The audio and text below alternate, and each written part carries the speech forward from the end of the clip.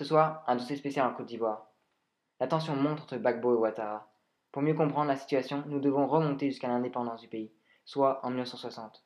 Nous avons sur place un reporter spécial et toute son équipe, Justin Maréchal. En effet, Zachary, le pays s'affranchira de la France avec à sa tête le nouveau président Houphouët-Boigny, chef du Parti démocratique de la Côte d'Ivoire.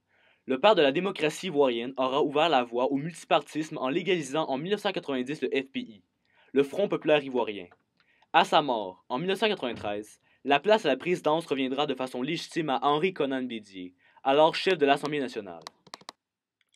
Son premier geste sera de faire voter, en décembre 1994, un code électoral sur mesure dont une disposition stipule que tout candidat à la magistrature suprême doit être ivoirien de naissance, né de père et de mère eux-mêmes ivoiriens, de n'avoir jamais renoncé à la nationalité ivoirienne et résider de manière continue en Côte d'Ivoire depuis 5 ans.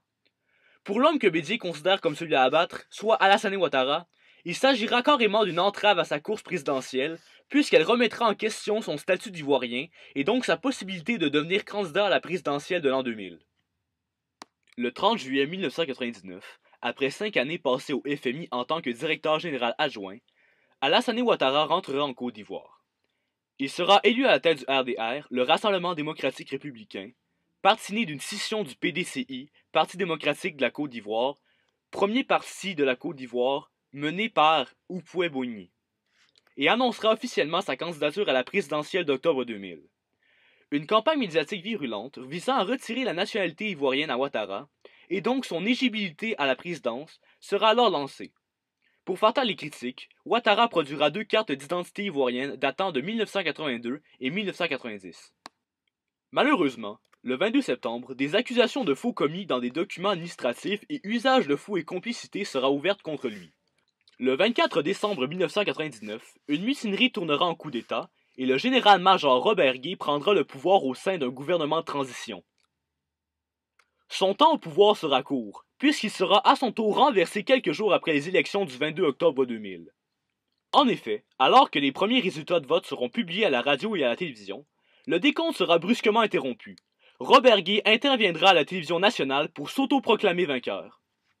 Laurent Gbagbo appellera les Ivoiriens à descendre dans la rue pour faire tomber le général Gué.